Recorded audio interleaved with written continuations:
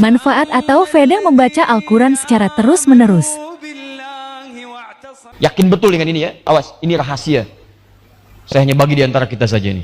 Ya, penting ini. La ilaha illallah Muhammadun Rasulullah alaihi salatullah wa alihi wal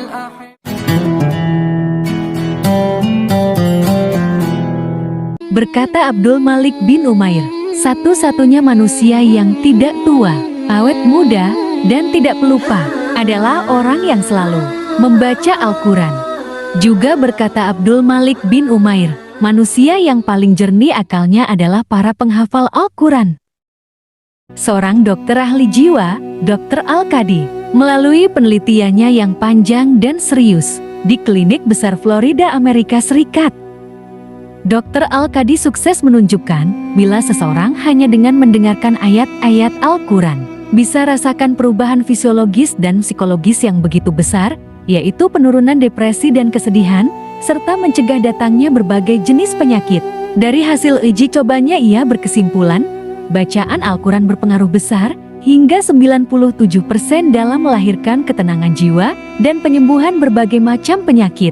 Sehingga, bagi orang yang istiqomah dalam membaca Al-Quran dalam kesehariannya, akan nampak awet muda dan memiliki kecerdasan berpikir. Yakin betul dengan ini ya, awas, ini rahasia. Saya hanya bagi di antara kita saja ini. Ya, penting ini. Zikir disebutkan juga di Quran surah ketiga Ali Imran ayat 190 sampai dengan 191. Itu di antara fungsinya bisa mempertajam pemikiran, meningkatkan kecerdasan, mempertajam pemikiran, analisis,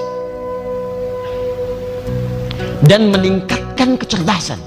Berkata Al-Imam Qurtubi, barang siapa yang membaca Al-Quran, maka Allah akan menjadikan ingatannya segar, meskipun umurnya telah mencapai 100 tahun.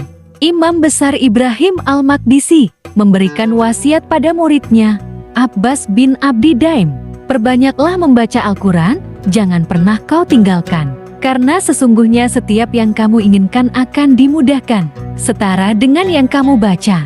Berkata Ibnu Solah, bahwasanya para malaikat tidak diberi keutamaan untuk membaca Al-Quran, maka oleh karena itu para malaikat bersemangat untuk selalu mendengar saja dari bacaan manusia.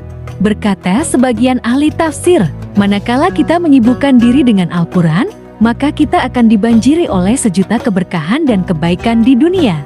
Mari kita memohon kepada Allah agar memberikan taufiknya kepada kita semua untuk selalu membaca Al-Quran dan mengamalkan kandungannya.